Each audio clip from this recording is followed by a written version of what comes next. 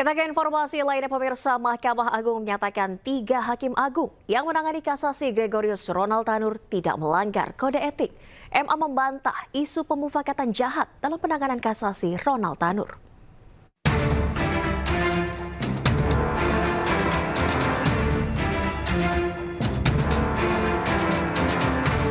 Tim pemeriksa Mahkamah Agung memutuskan tidak ada pelanggaran etik oleh Majelis Hakim Agung yang memutus perkara kasasi Gregorius Ronald Tanur.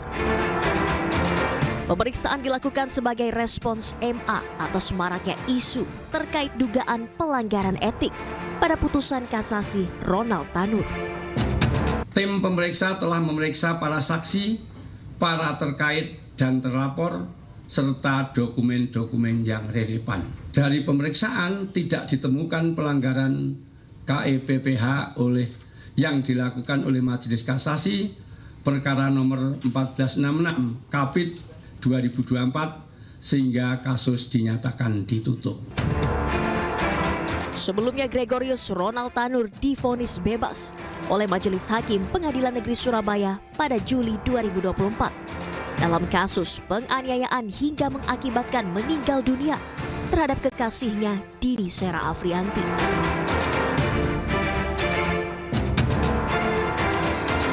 Pasca vonis bebas Ronald Tanur yang menuai sorotan tajam, Kejaksaan Agung menetapkan 3 hakim yang menangani perkara, yakni Erintuah Damanik, Mangapul, dan Heru Hanindyo sebagai tersangka penerima suap dan gratifikasi vonis bebas Ronald Tanur. Total ada 6 orang yang ditetapkan sebagai tersangka dalam kasus dugaan gratifikasi putusan bebas Ronald Tanur di Pengadilan Negeri Surabaya. Termasuk 3 majelis hakim yang memutus perkara, mantan pejabat MA Zarof Richard, ibu serta pengacara Ronald Tanur.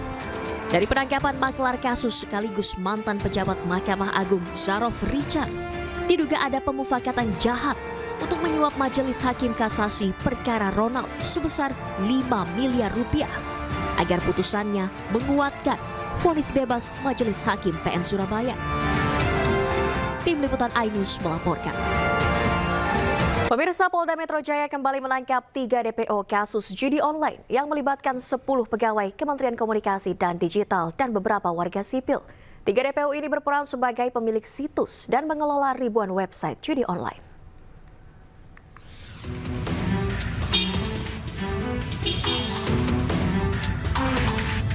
Subdit Jatantras Ditreskrimum Polda Metro Jaya kembali menangkap 3 DPO dalam kasus judi online yang melibatkan 10 pegawai Kementerian Komunikasi dan Digital RI.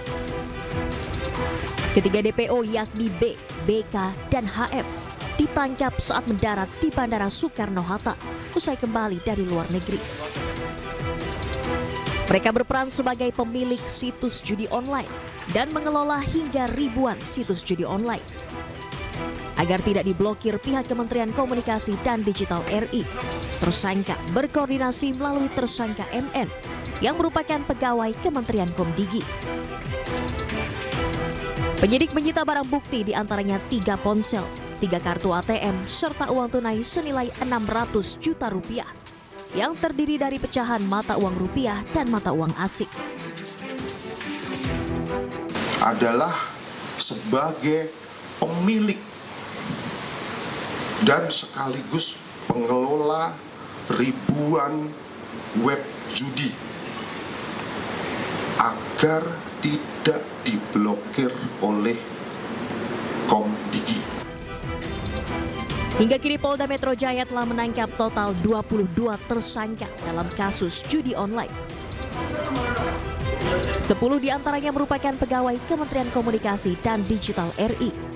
Hingga kini, penyidik masih memburu 3 DPO lainnya berinisial A, J, dan BS. Dari Jakarta, Den Helmi Sajangbati, iNews melaporkan.